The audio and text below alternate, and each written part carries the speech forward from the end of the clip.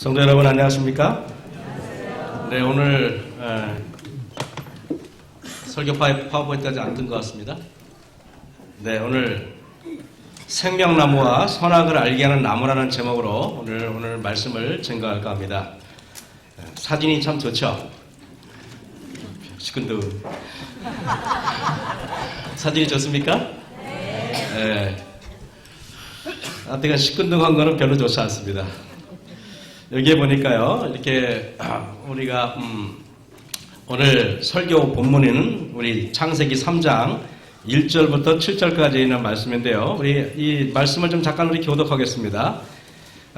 제가 먼저 읽게요. 창세기 3장입니다. 여호와 하나님이 지으신 들 짐승 중에 뱀이 가장 간교하더라. 뱀이 여자에게 물어 가로되 하나님이 참으로 너희더러 동산 모든 나무의 실과를 먹지 말라 하시더냐?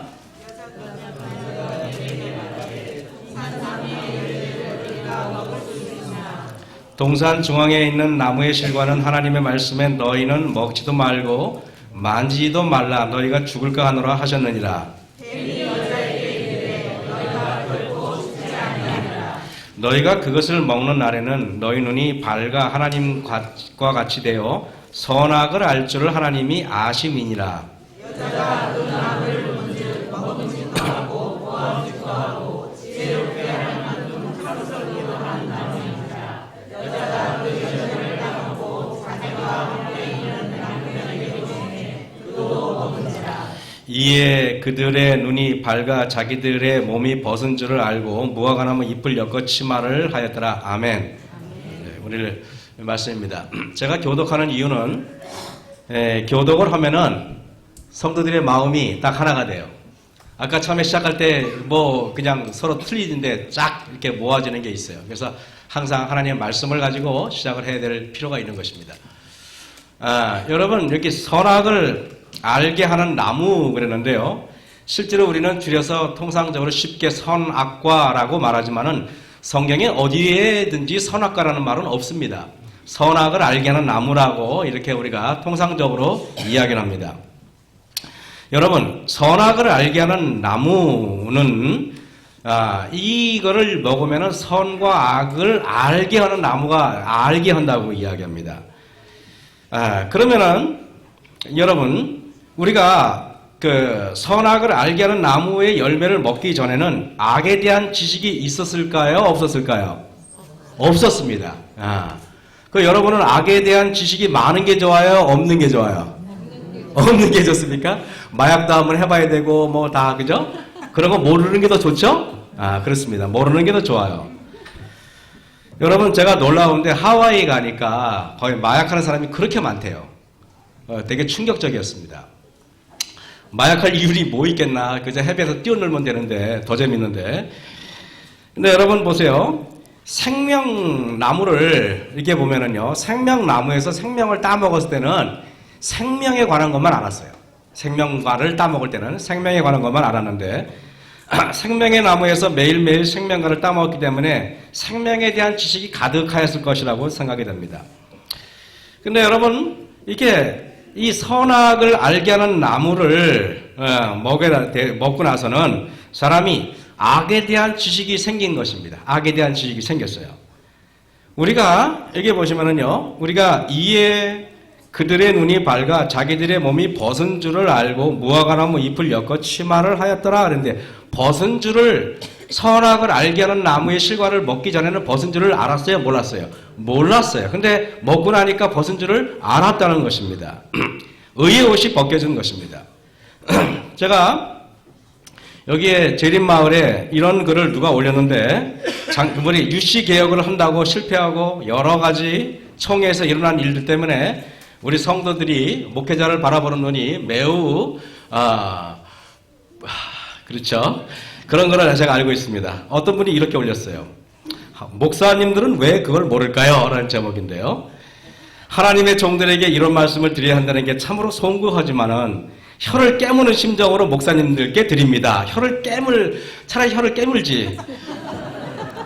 여기 보니까 허기지고 지쳐있는 백성들을 보면 눈물이 앞을 가립니다. 교인들은 세상에서 하루하루 너무 힘들게 살아가고 있습니다. 이리저리 상처도 많이 받습니다. 그러면서도 한가닥 기대를 걸고 교회에 나옵니다. 그러나 위로는커녕 채찍이요 치료는커녕 더 상처를 받고 되돌아갑니다. 그래도 다음 안식일은 다르겠지 다시 기대를 하고 옵니다. 그러나 여전히 실망합니다. 옛날에는 목사님들 얼굴만 봐도 은혜가 넘쳤는데 이제는 그 감동적인 설교를 더 이상 들어볼 수가 없습니다. 교인들은 기대감을 가지고 교회에 와서 예배를 드립니다. 그러나 마음 한편이 텅 빈 채로 되돌아갑니다. 다음 설교에 또다시 기대를 해봅니다. 그러나 늘 헛물만 켜고 있지요.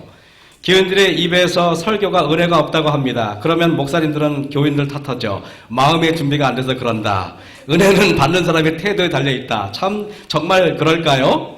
설교가 은혜가 없어도 하나님의 말씀이니 들어야 한다고요? 차라리 집에서 혼자 성경 보는 게 낫지요. 시간이 아깝다는 생각이 들거든요. 후배들은 신학과를 나와도 오갈 데가 없는데 은퇴 이후까지 자리를 지키고 계셔야 하는지요? 꼭 정년을 채워야 하는지요? 글쎄요. 목사님 말 잘 들으면 믿음 있고 훌륭한 교인이라 하고 목사님 말 안 들으면 양이 목자를 들이받는다고들 하시죠. 교인이 쫄인가요? 교인들은 더 이상 바보가 아닙니다. 더 이상 고분고분한 양이 아닙니다. 마음에 안 들면 목자를 들이받는 못된 양이 될 수도 있습니다. 조심하겠습니다. 목사님들 정신 차리지 않으면 정말 9.11 사태 같은 날이 오고야 맙니다. 목사님들은 정녕 모를까요? 모른 척 하시는 걸까요? 교회가 죽어가고 있다는 걸 목사님들은 모를까요? 죽어가는 교회를 어떻게 하면 살릴 수 있다는 걸 목사님들은 모를까요? 이렇게 글을 올렸었습니다. 여러분, 이 글은 대략적으로 읽어보았지만 이 글을 읽으시면서 많이 공감이 되실 거라고 생각합니다. 그래서 목사들이 정신 차려야 해, 목사들이 문제라고 마음속에 이렇게 여러 가지 생각을 하실 것이라고 저는 생각을 합니다. 이 분이 쓴 거는 잘못된 글은 아니라고 저는 생각해요. 그러나 제가 여러 번 말씀드리는 게 뭐냐면은 이 글을 읽은 사람들이 어떤 감동을 받고 어떤 생각을 하느냐가 더 중요하다고 저는 생각을 해요. 이 글을 읽었던 수많은 사람들이 무엇을 깨닫게 됐을까요? 아마 그것은 재림교회 목사들의 벌거벗은 모습을 알게 되었다는 것이죠. 여러분, 이것은 제가 이제 이병주 목사님이 영남앞에 계시던 분이 목사님 통영교회에 계시던 분이 연합회로 오셨는데 이분이 천수다합이라고 하는 아침 묵상에 이분이 이제 이런 사과문을 썼는데 제가 한번 읽어드릴게요. 여러분 그 주보에 나와 있죠. 여러분이 어떤 교회 어떤 교단에 소속되어 있든지 상관없습니다. 오늘 저는 한국교회 목사의 한 사람으로서 교회의 장로요 집사요 성도인 여러분들께 마음을 다해 사과하고 싶습니다.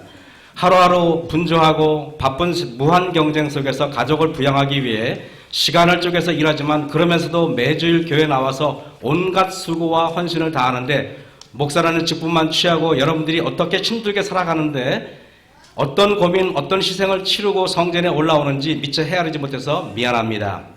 어떤 대가도 바라지 않으며 차량을 운행하고 식당에 설거지를 하고 이웃을 위한 봉사에 참여하면서도 자신의 재물로 부족하고 못난 목회자라고 섬기며 이런저런 선물까지 챙겨줄 때 대접받는 것에 익숙해 당연한 듯 넙죽넙죽 받았던 못난 행동들을 기억하며 너무 죄송하고 미안합니다.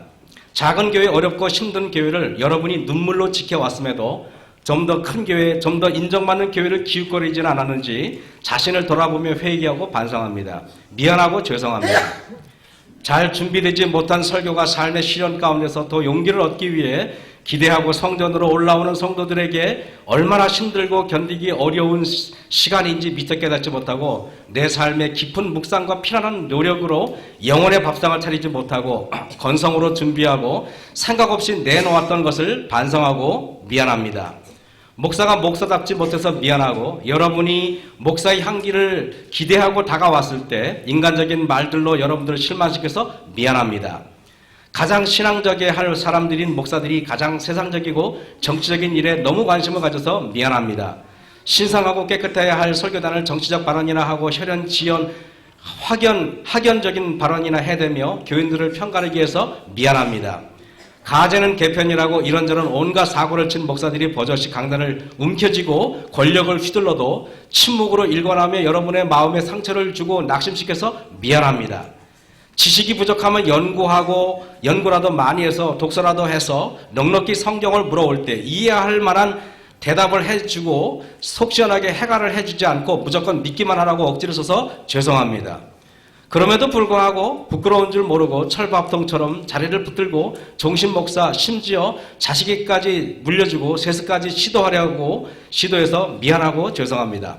목사이면서 검사인 것처럼 옳고 그름, 맞고 틀림으로 판단하고 가슴이 답답하고 마음이 아파서 찾아온 사람들을 예수님처럼 치유하지 못하고 위로와 격려보다는 못한다고 지적과 평가로 바리새인처럼 대해서 정말 미안합니다. 이런저런 목사들의 못난 모습에 상처받고 낙심했을 여러분들에게 한국교회 목사 한 사람으로서 머릿속에 사죄합니다. 정말 미안합니다. 그리고 죄송합니다. 염치 없지만 그래도 여러분들을 진심으로 사랑하고 싶은 목사라는 것을 알아주시면 고맙겠습니다. 다시 한번 미안합니다. 어찌 이병주 목사님의 마음뿐이겠습니까? 우리 모든 목회자들이 이러한 마음으로 우리 성도 여러분에게 사과를 해야 된다고 저는 생각을 합니다. 제가 그럼에도 불구하고 제가 여러분에게 꼭 말씀드려야 될 것은 우리 속임을 당한 고라와 다단과 아비람이라는 사람을 한번 주목해 볼 필요가 있다고 저는 생각을 합니다.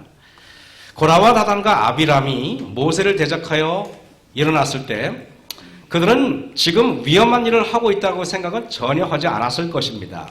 참으로 하나님의 일을 하고 있다고 굳게 믿었습니다. 그런데 여러분 그것은 속임을 당한 것이라고 얘기해요. 여기 고라의 불만을 한번 살펴보면요. 여기 고라와 다단과 아비람인데요.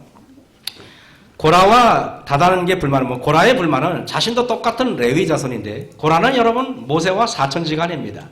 사촌지간인데 너만 레위 지파냐? 나도 레위 지파인데 너만 제사장이라고 너만 그러는 것이 못마땅하다고 이야기를 합니다. 다단과 아비람은요 루벤 지파예요. 12지파 중에서 루벤 지파는 장자입니다. 장자인데 레위 지파는 셋째 아들인데 어떻게 장자인 우리 지파에서는 아무런 권한이 없고 세 번째 지파인 너희들이 하나님의 지도자라고 이렇게 설치되는 것을 보기 싫다 이런 것입니다.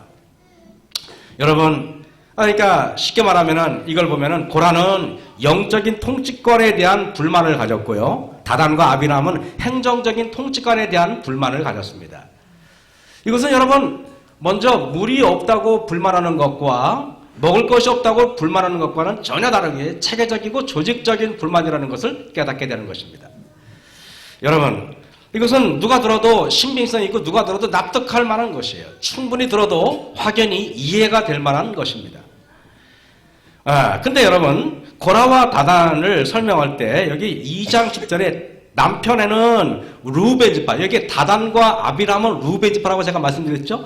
루벤 지파는 남편에는 루벤 군대의 진기가 있을 것이라 루벤 자손의 족장은 스데올의 아들 엘리수리요 그랬습니다. 다단과 아비람은 루벤 지파입니다. 근데 고핫 자손도 보면은 고핫 자손의 가족들은 성막 남편의 진을 칠 것이요 그랬습니다. 여러분 요 세 지파가 반역을 했는데 요 세 지파의 공통적인 단어가 무엇입니까? 공통적인 단어가 남편에 있어요. 남쪽에 있다가 남쪽에. 같은 지역에서 텐트를 치고 있었다는 말입니다. 같은 지역에서. 여러분 이게 같은 지역에서 고라와 다단과 아비람은 남편의 텐트를 치고 같은 지역에서 많은 대화를 나눴습니다. 많은 대화를 하다 보니까 이렇게 처음에 같은 지역 텐트를 치고 하다 보니까 불만들이 처음에는 작았겠지요. 작은 불만들을 나누다 보니까 그 불만들이 서로 커지게 됩니다. 그것들이 마침내 모세의 행정권과 아론의 제사장 직분에 대해서 반역을 일으키게 될 만큼 커지게 됩니다. 근데 여기 이걸 보면서요, 우리가 누구와 사귀느냐, 누구와 대화를 하느냐에 따라서 영적으로 매우 중요하다는 것을 깨닫게 됩니다. 여러분, 롯이라는 사람이 아브라함이라는 삼촌이 없었다면 롯이라는 사람은 구원받기에 부족하겠죠? 여러분은 어떤 사람과 대화를 하는지에 따라서 매우 여러분의 영적으로 중요하다는 것을 깨닫게 될 필요가 있어요. 그래서 늘 불만을 많이 하시는 분들 있다 보면 나도 불만하게 되고요. 늘 영적인 분들과 있다 보면 내가 영적인 사람이 되게 돼 있어요. 새벽기도를 열심히 하는 장로님들과 사귀면 나도 새벽기도를 하게 되고요. 새벽기도에 대해서 관심이 없는 분이 있으면 나도 관심이 없게 되게 돼 있어요. 여러분, 이걸 보니까 여기서 어떤 사람과 대화하는지가 매우 중요하다는 걸 깨닫게 되고요. 도저선지자에 보면은 이런 말씀이 있습니다. 마음속에 품은 유혹이 처음에는 별것 아니었으나 격려를 받을 때 마침내 강해져서 그들이 마음이 사단의 지배를 받게 되었고 불만을 선동하는 일을 감행하였다. 백성들의 번영에 큰 관심을 표명하면서 처음에는 저들의 불만을 상호간에 주고받아요.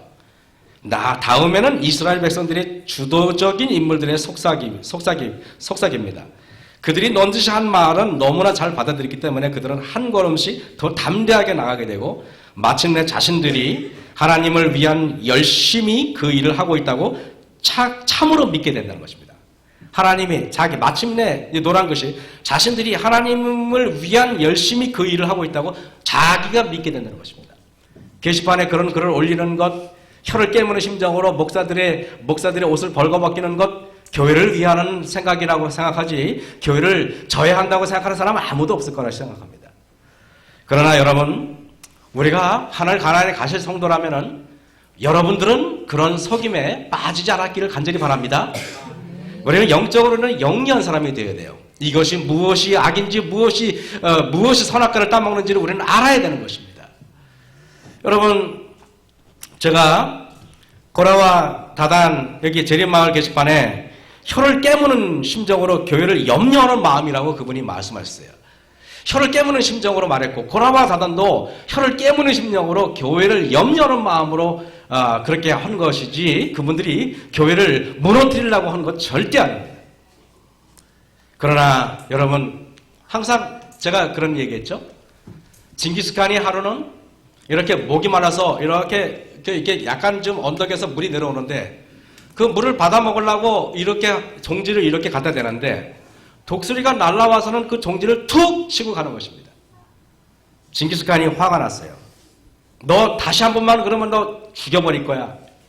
근데 다시 물을 대려고 그러는데 징기스칸이 그 종지를 툭 치고 그냥 가버리는 것입니다.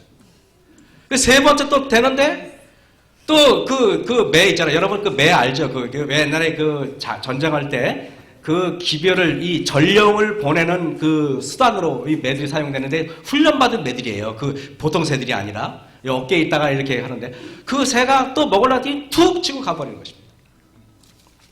징기스칸이 몹시 화가 나가지고 분노해가지고 칼을 뽑아들고 예의 해가지고 그 매를 단칼에 죽여버렸습니다.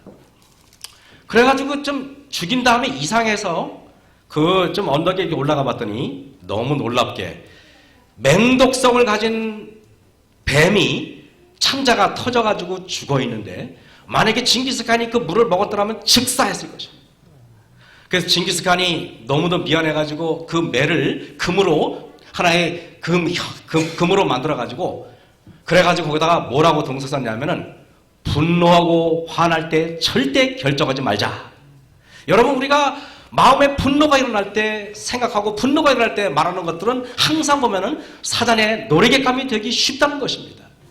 그래서 우리는 늘 마음에 격앙될 때 하는 말들은 어떠한 결심도 어떠한 교회의 의논도 채택이 돼서는 안 되는 것입니다. 성도 여러분, 징기스칸은 그래가지고 항상 어떤 일에 흥분되거나 분노할 때 절대 결정하지 않았어요. 왜? 자기가 너무 놀라운 경험을 했기 때문에 그런 것입니다. 저는 여러분 이런 생각이 있어요. 하와의 자손들이 한 짓이 무엇인가? 하와의 자손들은 여러분 선악과를 따먹고 나서 벌거벗겨졌어요. 벌거벗겨졌죠. 근데 참 희한합니다. 여러분, 제가 보니까 자신이 벌거벗겨진 사람들은 남도 벌거벗기려 한다는 사실을 여러분 아셔야 돼요. 근데요, 자신이 의의 옷을 입은 자들은 남에게도 의의 옷을 입히려고 한다는 사실을 여러분 아셔야 돼요. 우리는 여러분 벌거벗기려고 하는 자는 내가 의의 옷을 입지 않았기 때문에 그런 거예요. 남의 목사들의 옷을 벌거벗겨가지고 무엇하겠습니까? 여러분, 이것은 우리는 매우 중요한 얘기를 제가 하는 건데요. 죄란 무엇인가? 저는 그렇게 생각해요. 죄란 다른 사람들의 의의 옷을 벌거벗기는 것이 죄다. 이렇게 생각을 하는 것입니다. 우리는 사단에게 늘 속아요. 사단이 늘 우리보다 지혜롭기 때문에 늘 우리를 속이는 것입니다. 그래서 우리는 말씀만 가지고 원칙대로 살아야 되는 이유가 그래서 그런 것입니다.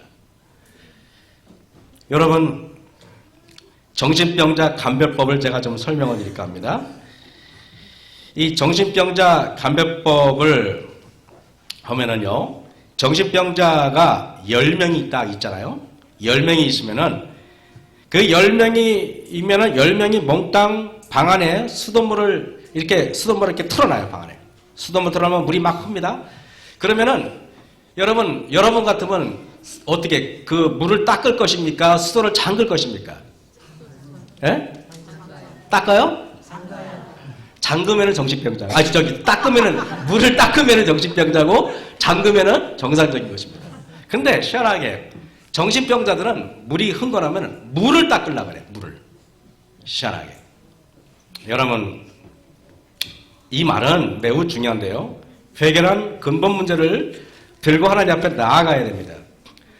어쩌면 우리가 회개란 자기 잘못을 이렇게 닦는 게 아니라 그거를 근원적으로 뭔가를 잠가야 돼요. 제가 이거 보면서 노아의 이야기를 드릴게요. 여러분들은 잘 아시는 이야기, 노아가 포도주를 먹고 취했어요. 취해가지고 노아가 벌거벗고 자고 있어요. 벌거벗고 자고 있는데 그 노아의 세 아들이 있었죠. 함, 야베트, 셈이 있었어요. 그런데 함이라는 아들이 가가지고 아버지의 벌거벗겨진 모습을 보고 그냥 깔깔대고 웃고 형한테 갑니다. 형, 봐봐, 아버지 빨가벗고 누워서 자고 있어. 이러면서 흉을 봤어요. 그랬더니 야베트도 보고 셈도 봤지만 얼른 아버지의 수치를 얼른 덮어드렸습니다. 여러분, 이 행동들이, 이들의 행동이 이들에게 영원한 운명을 결정짓는 놀라운 일이 있는데, 함은 그 아버지의 수치를 덮어주지 않고 아버지 수치를 대하는 태도에 따라서 그는 영원히 저주를 받아가지고 흑인이 됐다고 이야기해요. 성경에 나와 있지 않습니까? 그런데 함과 야베트와 셈은 아버지의 수치를 이렇게 덮어주었어요. 성도 여러분, 수치스러운 자들에게 벌거벗기려고 하지 말고 그들에게 의의 옷을 덮어주는 성도 여러분이 되시길 간절히 바랍니다. 아멘 소리 안 해도 간절히 바랍니다. 네, 그래도 아멘도 이게 수치를 덮어주는 거예요. 이 사건은 세 형제의 운명을 극명하게 결정짓는 계기가 됩니다. 이것은 세 형제에게만 국한되는 것이 아니라 우리의 운명은 다른 사람들의 의의 옷을 벗기는가 아니면은 다른 사람의 수치를 가려주는가? 여러분, 우리는 선악과를 따먹는 것이 바로 남을 헐뜯고 남을 흉보는 것이 바로 선악과를 따먹는 짓인 것입니다. 여러분은 선악과를 따 드시겠습니까? 생명과를 드시겠습니까? 여러분, 생명과를 드시는 저와 여러분이 되길 간절히 바랍니다. 오늘날 재림교회에 이렇게 침체되는 것은 어느 누구의 잘못이라고 단정지을 수 있는 것만은 아니라고 저는 생각을 합니다. 여러분, 목사들도 할 말이 많습니다. 옛날에 성도들은 그렇지 않았어라고 말할 수 있어요. 성도님들도 아까 얘기했지만은 옛날에 목사님은 그렇지 않았어라고 여러분이 말할 수 있어요. 옛날에 성도들은요, 사경이 한번 참여하기 위해서 몇 시간, 4시간이고 3시간이 걸어왔지만은 요즘의 성도들은 그렇지 않아요. 옛날에는 4시간, 3시간씩 설교해도 불만하는 사람이 없었지만은 12시만 딱 넘으면 요즘에는 목사가 긴장해야 됩니다. 여러분, 우리가 보면은 요셉이라는 사람의 이야기는 잘 알 겁니다. 요셉이 보디발 부인의 유혹을 이겼습니다. 그래가지고 그가 여러분 막 거절하니까 보디발 부인이 화가 나가지고 요셉의 옷을 찢어가지고 마치 요셉이 강간한 것처럼 꾸며놨죠. 그때 여러분 요셉이 막 강간했다고 여자가 소리를 지르고 난리 쳤습니다. 그때 남편이 보디발이 집으로 헐레벌떡 달려왔습니다. 달려왔는데 근데 어찌된 영문인지 보디발이라는 사람이 자기 아내의 말을 믿지 않고 요셉을 죽이지 않고 살려둡니다. 살려두는데 여러분, 여기에 부조선지자 보면은 만일 보디발이 요셉에 대한 그의 고소를 그대로 믿었더라면은 그 젊은 시부리 청년은 그의 생명을 잃었을 것이다 그랬습니다. 그러나 한결같이 그의 품명을 특징 지어온 겸손과 정직이 그의 무죄의 증거였다. 요셉은 자기 주인집의 명성을 더럽히지 않기 위하여 수치와 속박을 감수했다 그랬습니다. 여러분, 요셉이 자기 주인 보디발은 자기 아내의 말보다는 요셉의 말을 훨씬 믿어요. 요셉은 감옥에 들어갑니다. 여러분, 감옥에 들어가서 나중에 3년 후에 그가 국무총리가 돼요. 바로왕이 뭐라고 얘기했냐면은 내가 왕권만 가지고 있지 실제로 네가 알아서 다 해라 그랬습니다. 실세 국무총리죠. 힘이 있어요. 여러분, 그런데 제가 우리 어지간한 사람 요셉 같았으면은 강간범으로 몰았으면은 옛날 내 과거를 내가 청산해야겠다 싶어가지고 우리 같으면 국정조사를 안 했겠습니까? 청문회를 해가지고 사실을 낱낱이 밝힐 수 있지 않겠습니까? 힘이 사기에 힘이 있는데. 그런데 여러분, 요셉은 보디발의 명예도 자기가 더럽히지 않고 심지어는 자기를 강간범으로 모은 보디발의 아내의 명예도 더럽히지 않고 그들을 덮어줬다는 사실을 여러분 아십니까? 여러분, 이러한 것이 바로 생명과를 따먹는 것이고 이것이 바로 의의 옷을 입는 것이라는 사실을 명심하시길 간절히 바랍니다. 아멘 작게 하면 안 해도 되는지 알잖아. 명심하시기 바랍니다. 네, 감사합니다. 어거지로라도 해야겠습니다. 라오디게아 교회에 있는 거를 좀 볼게요. 3장 17절에 내가 말하기를 나는 부자라 부여하여 부족한 것이 없다 하나 내 곤고한 것과 가련한 것과 가난한 것과 눈먼 것과 벌거벗은 것을 알지 못하도다. 내가 너를 권하노니 내게서 불로 연단한 금을 사서 부여하게 하고 신옷을 사서 입어 벌거벗은 수치를 보이지 않게 하고. 여러분, 선악과를 따먹은 다음에 벌거벗겨졌어요. 우리가 다른 사람들의 흉을 봐서 벌거벗겨가지고 좋을 것이 하나도 없는 것입니다. 저와 여러분은 벌거벗긴 자들에게 옷을 입히는 것이 그게 의의 옷을 입는 거예요. 내가 의의 옷을 입는 것은 남의 수치와 남의 허물을 어떻게 대하는지에 따라서 여러분의 운명이 결정되게 되어 있다는 사실 여러분 아셔야 돼요. 이것은 계시록 16장 5절에 보면은요, 15절 보면은요, 보라, 내가 도적같이 오리니 누구든지 깨어 자기 옷을 지켜 벌거벗고 다니지 아니하며 자기의 부끄러움을 보이지 아니하는 자가 뭐라고요? 복이 있도다 그랬습니다. 여러분, 라오디게아 교회 교인들에게도 벌거벗고 다니지 말라 그러고, 그리고 또 아마겟돈 전쟁을 임하는 사람들에게도 수치를 벌거벗고 다니지 말라 그래요. 여러분의 의의 옷을 입는 방법은 간단합니다. 다른 사람들을 어떻게 대하는지에 따라서 여러분, 우리는 결심해요. 제가 이제 어떤 교회에 있다 보니까 여자 사람들이 모여서 남의 흉을 봅니다. 그분들은 그것이 얼마나 밥을 먹고 나서 나중에 또 야식으로 얼마나 그게 맛있겠습니까? 어떤 집사님이 그럽니다. 어머, 그 집사님이 그랬어요? 어머, 그 목사님이 그랬어요? 어머, 그 장로님이 그랬어요? 역시 10길 물속은 몰라도 한 길 사람 속은 모르나 봐요. 세상에 어떻게 그럴 수가 있어요? 겉으로 볼 때는 참 좋은 사람인데 라고 말하면서 얘기를 합니다. 여러분, 그 말들이 사실일지라도 제가 청량이교 있을 때 청량이교 여자 사람들은 지금은 어떤지 모르겠어요. 누가 흉을 보잖아요. 그러면 집사님들이 한결같이 입을 딱 다물어버려요. 얘기를 안 합니다. 그 나중에 내가 물어봤어요. 왜 흉을 볼 때 얘기를 안 하고 입을 딱 닫아버리냐 그랬더니 목사님, 그런 거는 두려운 짓입니다 그러더라고요. 그러더니 한 번은 상계동 교회에서 이분이 교회에 삐져가지고 청량이교를 오셨는데 이분이 청량이 교인들에게 막 충동해가지고 막 흉을 보려고 그러는데 입을 다물고 대꾸를 안 해주니까 이게 사랑이 없고 재미가 없다고 가버리더라고요. 재미없죠? 사랑도 없고 흉도 같이 보고 그래야 재밌지. 그죠? 여러분, 그런 것입니다. 사람들이. 우리는 제가 여러분 이게 나의 수치를 가리는 유일한 방법은 남의 허물을 덮어주는 겁니다. 이은혜 신에 얼마나 그런 말씀이 많이 나와 있는지 몰라요. 제 말이 아니에요. 이거. 얼마나 그런 말씀이 많이 나와 있는지 몰라요. 혀를 깨무는 심정으로 그런 글을 쓰기보다는 혀를 깨무는 심정으로 주님께 기도하시기 바랍니다. 하나님께서 기뻐하시기. 여러분, 가정의 개편이니까 목사 편들라고 이러는 거 아닙니다. 여러분의 운명이 결정되기 때문에 그러는 겁니다. 목사든 아니든 목회직이 제가 볼 때는 여러분과 다를 바 하나도 없다고 저는 생각을 해요. 한 번도 특권이라고 생각하지 않습니다. 하늘에 가면 목사가 구원 더 못 받는다면요. 그 말 하니까 멈춰 좋아하던데, 성도들은. 여러분, 우리는 나의 수치를 가리는 유일한 방법은 남의 수치를 덮어주고 남의 한번을 덮어주는 겁니다. 하늘의 법칙은 남에게 주는 것이 내가 받는 것이고 남에게 허물을 덮어주는 것이 내 수치를 덮는 겁니다. 제가 재림교회 왔을 때 어떤 그 학생반에 갔는데 어떤 청년이 이런 설교를 하더라고요. 하늘에 가면은 숟갈이 길대요. 숟갈이 길어가지고 둘이 천국에 가면 둘이 밥 먹는데 긴 거를 끝에 꼭 잡아 먹어야 된다네.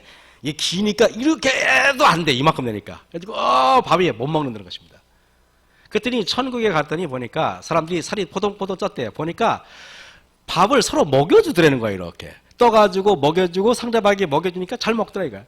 지옥에 가니까 지만 먹으려고 이러다가 다 흘려가지고 굶어 죽더라 이겁니다. 제가 그 얘기를 들으면서 어렸을 때 굉장히 감동을 받았어요. 그 단순한 얘기 같지만 재미있는 이야기고 교훈이 있는 이야기예요. 성도 여러분, 우리 마석교회 성도라면은 서로가 서로를 떠먹여줘서 내가 비록 부족해서 이 팔이 짧아가지고 먹지 못할지라도 서로가 서로에게 먹여주는 우리 마석교회가 되시길 간절히 바랍니다. 여기 보시면은요, 죄가 들어온 후에 하늘의 농부께서 생명나무를 위에 있는 낙원으로 옮겨 놓으셨다. 그러나 그 가지들을 담아서 담을 넘어서 낮은 세상 위에 걸려 있다. 그리스도의 피로 말미암는 구속으로 우리는 아직도 그 생명과를 먹을 수 있다 그랬습니다. 여러분, 생명과는 그리스도입니다. 그리스도의 말씀이 생명과고 그분의 교훈이 생명과입니다. 이 말씀을 가지고 우리는 섭취하고 그 말씀에 우리가 순종하는 저와 여러분이 되시길 간절히 바랍니다. 요셉을 한번 예를 들어보겠습니다. 나이 많은 요셉이 장가를 갔습니다. 새 장가를 갔죠. 신부는 아름다운 처녀였습니다. 나이 많은 사람은 전처에게도 자식들이 있었지만은 이 사람은 바로 요셉과 마리아였습니다. 요셉이 볼 때 마리아는 세상에 더 이상 그렇게 착하고 순박한 여자가 없을 정도로 좋은 여자였습니다. 이 두 사람이 정혼합니다.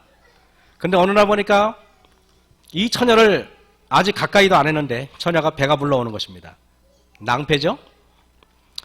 유대법에 의하면은요, 이런 여자는 돌로 쳐 죽이라 그랬어요. 근데 여러분, 요셉이 한마디만 하면은 자기의 분노한 마음을 누구에게 말하기만 하면 자기 아내는 끌려나가서 바로 죽임을 당할 것입니다.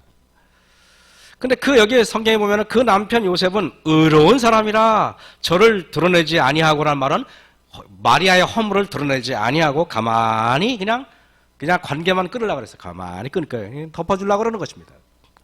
만약에 제가 그런 생각을 해봤습니다. 요셉이 만약에 의로운 사람이 아니었다면 마리아가 끌려나갔다면 하나님의 아들까지도 죽을 수 있었다. 그래서 여러분 그걸 아셔야 됩니다.